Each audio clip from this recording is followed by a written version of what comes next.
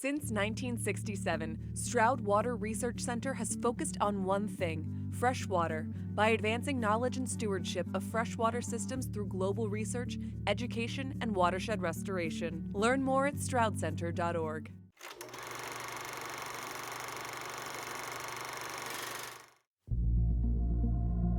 For generations, American farmers prepared their fields by tilling, a process that churns the soil, leaving it vulnerable to wind and water, erosion, and the loss of valuable nutrients.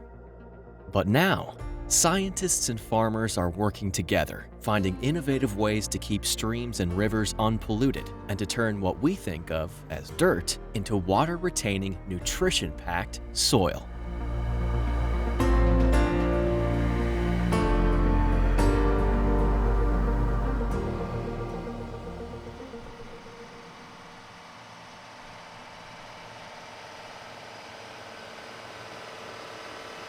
My name's Jamie Hicks, and I farm with my cousin. We farm just a little over 5,000 acres. Half of it's row crops, which means corn, soybeans, wheat, and the other half is hay production.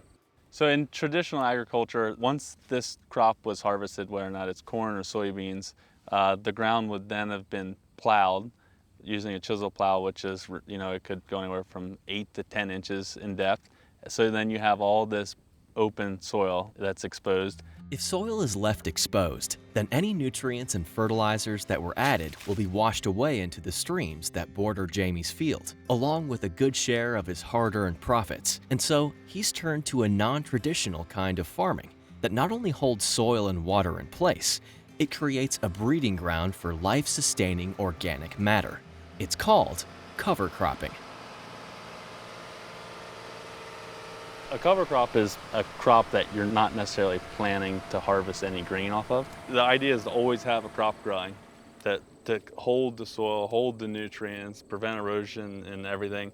And so as we have this crop growing, we're starting the next crop. So those two crops will kind of overlap and the ground will always be protected. That's the goal. Here's how it works. Today, Jamie is planting cereal rye in one of his soybean fields. Over the next several weeks, those seeds will germinate and begin to grow. When the soybeans are harvested in a couple of months, the cereal rye will have firmly taken root and will protect the soil and its nutrients during the harsher winter months ahead. And finally, when the cereal rye dies, it's absorbed into the earth like compost, and over time, becomes rich, healthy soil. So take a shovelful here. See how it doesn't really stick together? It's just real fine. It just breaks apart in your hands, and you kind of see all the root structure in there, and that breaks down, and that could have nutrients in it. When that starts breaking down, that releases into the crop that we're growing. Beyond nutrients like nitrogen and phosphorus, no crop can grow without water. In fact, not a single one of Jamie's 5,000 acres is irrigated, meaning that his crops rely on naturally occurring rainfall. Studying how that rainfall is retained by cover crops, but how that very same water might pose a threat to nearby streams and creeks, is the life's work of geomorphologist Melinda Daniels. So a fluvial geomorphologist is interested in the movement of water and sediment from watershed hill slopes into stream systems and river systems, and then how both the water and the sediment moves through those river systems and the landforms that are created in the process.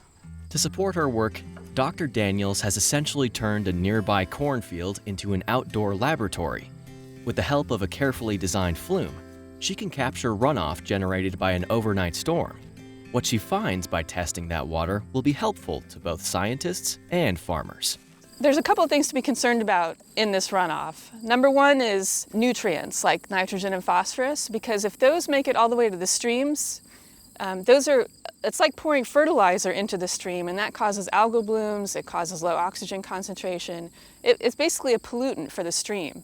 So from the stream perspective, we're worried about nutrients.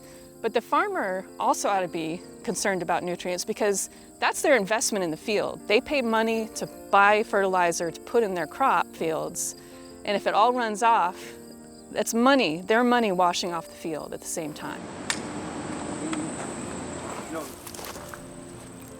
On any given day, you'll find Dr. Daniels and her team conducting experiments involving water and soil, like this one that measures the amount of sediment and pollutants generated by different kinds of ground cover. It's all part of a growing alliance between science and the farming community.